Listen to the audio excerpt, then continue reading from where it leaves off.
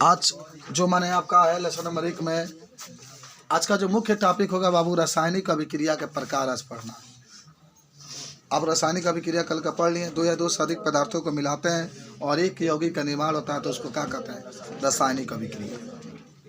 आज रासायनिक अभिक्रिया के प्रकार पढ़ेंगे और उसके जो उदाहरण होते हैं उसको हम लोग पढ़ेंगे।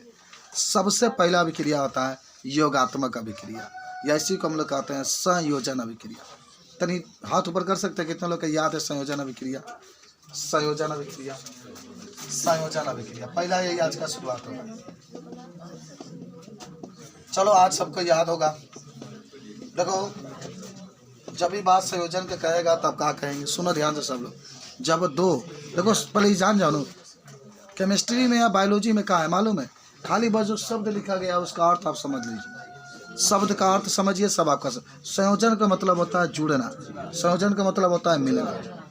तो आप क्या कहेंगे कि जब दो या दो से अधिक यौगिक या पदार्थ मिल करके केवल एक यौगिक का निर्माण करते हैं तो उसी को हम लोग संयोजन अभिक्रिया कहते हैं। अभिकारक की संख्या होगी 2 या 3, याद करो। अच्छा, जो रासायनिक अभिक्रिया में भाग लेता है उसको अभिकारक कहते हैं, जो बनता है उसको उत्पाद। तो केवल इतना बताना है कि जब 2 या 2 से अधिक पदार्थ मिल करके केवल एक यौगिक का निर्माण करते हैं तो इसे क्या कहा जाता है? संयोजन अभिक्रिया कहा जाता है। जब 2 या 2 से अधिक पदार्थ या यौगिक मिल करके केवल एक यौगिक का निर्माण करते हैं तो इस क्रिया को हम लोग कौन अभिक्रिया कहते हैं? संयोजन अभिक्रिया। सबको याद हुआ का? बता देंगे आप? बताओ तो बुढ़िया।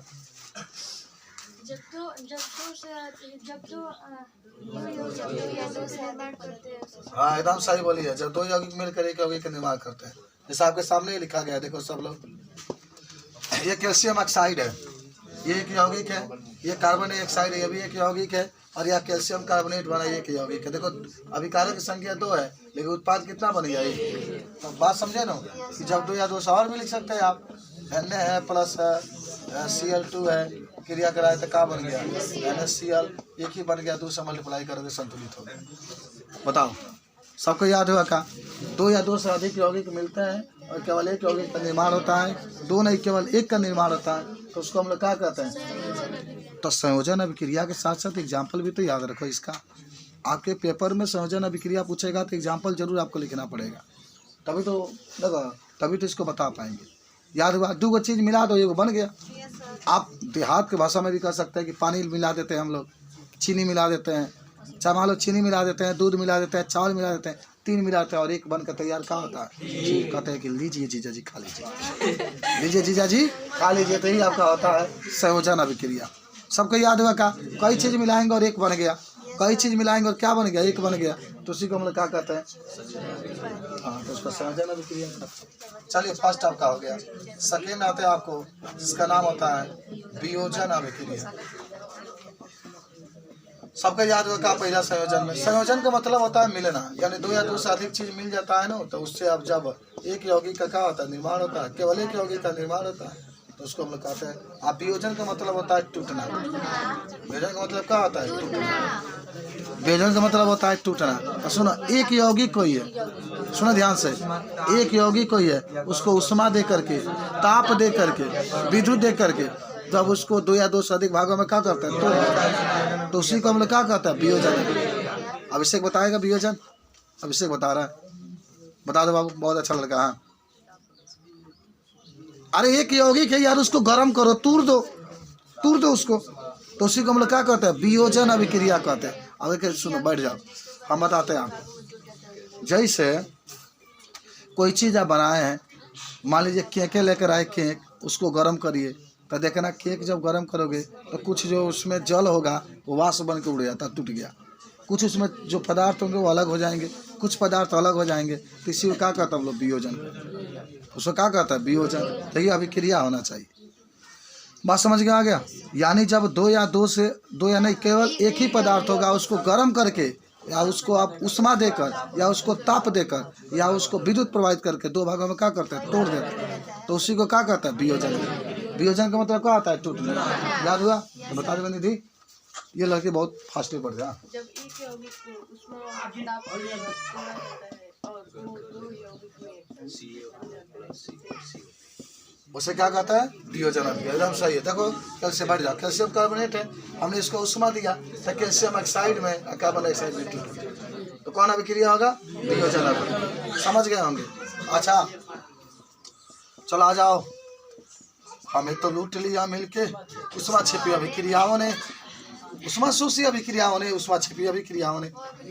चलिए अब उष्मा छिपी अभिक्रिया में जब किसी रासायनिक अभिक्रिया में उष्मा बाहर निकलता है, उष्मा कहाँ निकलता है, बाहर।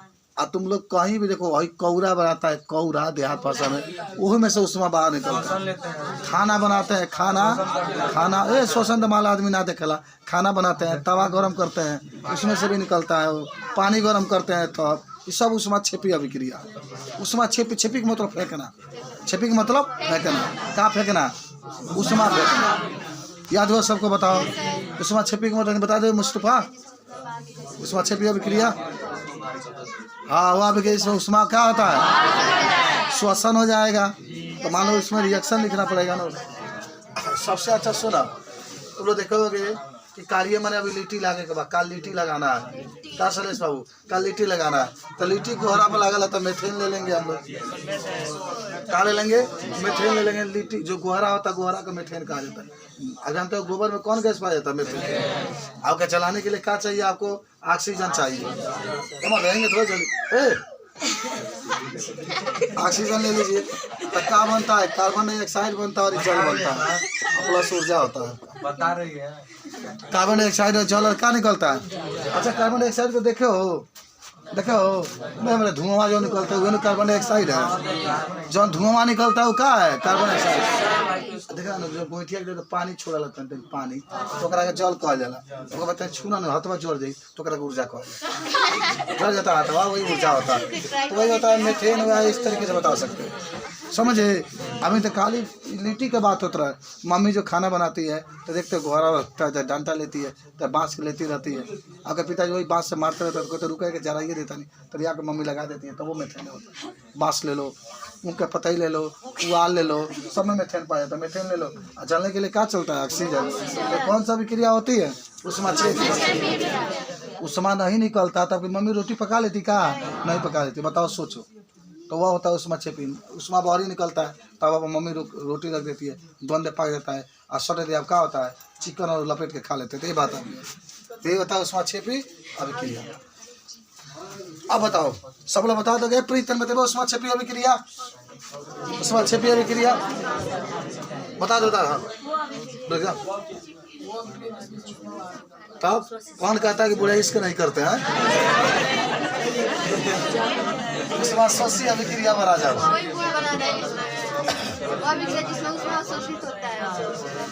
अब देखो, अब सुनो तो ध्यान से, उष्मा शोषी अभिक्रिया में वो अभिक्रिया जिसमें उष्मा का कहता है अवशोषित किया। जैसे सुनो, जैसे बर्फ तुम लोग खाते हैं ना, बड़ा ठंडा होता है बर्फ, जब मुंह में डालते हो तो पूरा मुंह को उष्मा को खींच लेता है। लड़के तो बहुत चाटती जिंदगी भी देता है, मन बर्फ ज़्यादा ही खाती है सब। तो उष्मा शोषी में क्या होता है, उष्मा को अवशोषित किया जाता है। वो अभिक्रिया उष्मा क्या होती है, अवशोषित होती है, तो उसी को कौन अभिक्रिया कहते हैं, उष्मा शोषी अभिक्रिया। याद है सबको। साहिल तुम बता दो बाबू। हाँ एकदम देखो सारा चीज याद हो गया है तुम लोग। कौन कहता है कि 10 वाले बच्चे कमजोर है। चलिए अब आइए नेक्स्ट, विस्थापन अभिक्रिया। कौन अभिक्रिया, विस्थापन अभिक्रिया। विस्थापन का मतलब होता है अलग होना। अच्छा एक पहले समझो इसको, तब विस्थापन का मतलब क्या हुआ, पहले इसका समझ लो ध्यान से। इसका पहले सुनो कि जब किसी रासायनिक, देखो पहले एक तत्व की बात करो। तत्व अकेले होता है, तत्व क्या होता है, अकेले। जैसे सोडियम लिख दिए तो तत्व है, मैग्नीशियम लिख दिए तो तत्व है, कैल्शियम लिख दिए तत्व है, हाइड्रोजन लिख दिए तत्व है, ऑक्सीजन लिख दिए तत्व है। अकेले लिखोगे तो तत्व है, लेकिन किसी के साथ जोड़ के लिख दीजिए, किसी के साथ जोड़ करके तो यौगिक। जैसे सोडियम क्लोराइड लिखिए तो सोडियम क्लोरीन को जोड़ देना तो यौगिक। मैग्नीशियम ऑक्साइड लिख दिए MgO तो ये भी एक यौगिक। मतलब जब दो को जोड़ दोगे तो यौगिक, दो को जोड़ दोगे क्या हो जाएगा, यौगिक। अकेले रहेगा तो क्या होगा, तत्व। जाने तो तत्व किसे कहते हैं, याद हुआ। उस तत्व जो होता है अकेले होता है, यौगिक क्या होता है, दो को जोड़ता है। तो मतलब जोड़े तब नहीं यौगिक को, यौगिक का मतलब होता है जोड़ना। अब सुनो, विस्थापन का मतलब क्या होता है? यौगिक। विस्थापन का मतलब होता है अलग होना। तो एक चीज़ बोले जाए ना, सुनो ध्यान से। एक यौगिक है, मान लो यौगिक है, तो यौगिक में 2 तत्व होंगे ना, उसमें एगो तत्व है, सुनो इधर समझो पहले, एक तत्व है तो क्या होगा, ये तत्व को क्रियाशील होना चाहिए।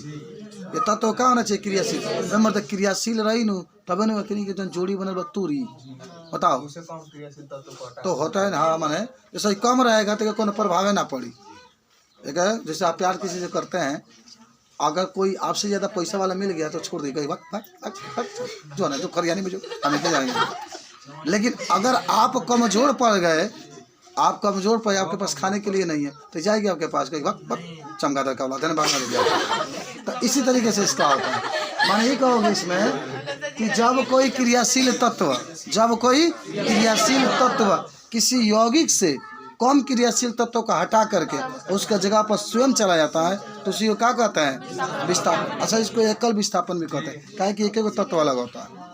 याद हुआ कि जब कोई क्रियाशील तत्व, क्रियाशील होना ही चाहिए तभी वो अलग करेगा। कम क्रियाशील होगा तो जाएगा ही, और छोड़ देगा क्या? इसको नहीं छोड़ेगा। तो अधिक क्रियाशील तत्व किसी यौगिक से कम क्रियाशील तत्व को हटाकर उसके जगह पर स्वयं चला जाता है तो उसे कहते हैं विस्थापन। और सुना बताते हैं, ये बताओ तुम लोग सब लोग पढ़े होगे कि सबसे अधिक क्रियाशील तत्व को पहचानना होगा तब पशु के माई जी अल्लाह के पसना। पशु के माई जी, समझ लो, पशु के माई जी अल्लाह के उपासना। अभी यही समझ जाओगे कौन अधिक क्रियाशील है। और तुम धराधर समझो, पशु के माई जी अल्लाह के पसना। प से पोटेशियम, स से सोडियम, के से कैल्शियम, म से मैग्नीशियम, ई से एल्युमिनियम, जी से जिंक, अ से आयरन, यल से लेड, ह से हाइड्रोजन, के से कापर, प से, अच्छा काम करो, चलो का कर लो, चलो का से कापर, प से पारा, स से सिल्वर चांदी जिसको कहता है, ग से गोल्ड सोना। और सुनो कहानी, सबसे क्रियाशील तत्व इस सब केहू को अलग कर सकता है। किसी के साथ अगर सोडियम जुड़ा उसको भी अलग कर देगा, किसी के साथ कैल्शियम जुड़ा उसको भी अलग, सबको ही अलग कर देता है।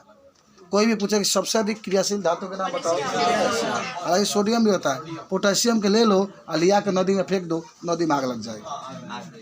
बात समझ लो, सोडियम को फेंको तभी आग होगा, तने से कम क्रियाशील होता है।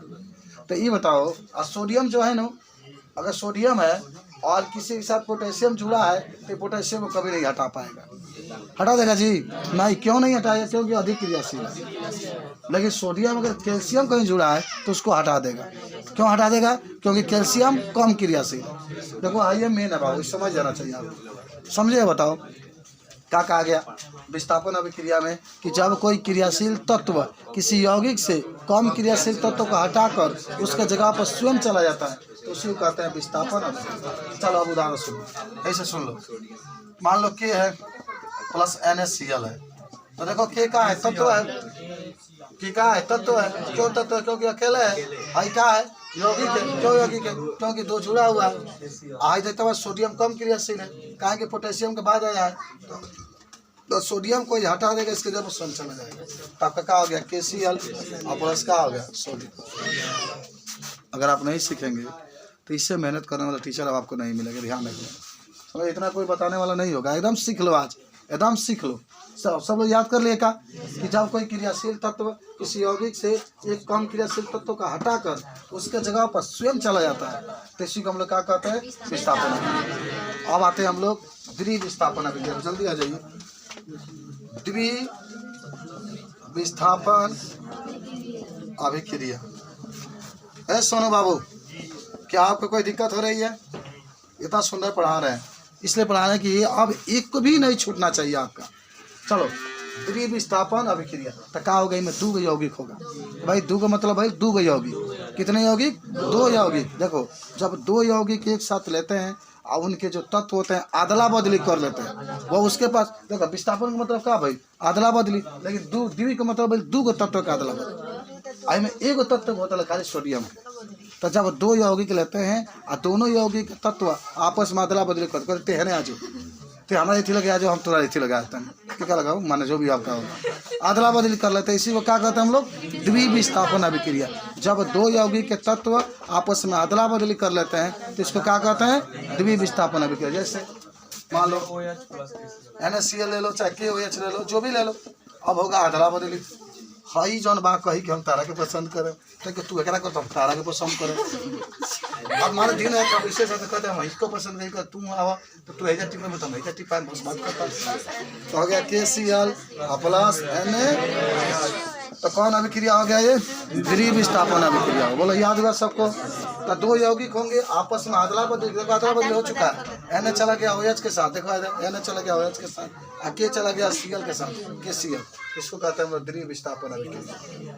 बता दो सब लोग, कब भुलाओगे, नहीं भुला सकते। आगे बढ़ते हैं हम लोग। अब आइए जल्दी से आते हैं हम लोग, 5 मिनट में पाठ को खत्म करना है। अब आइए अपचयन अभिक्रिया।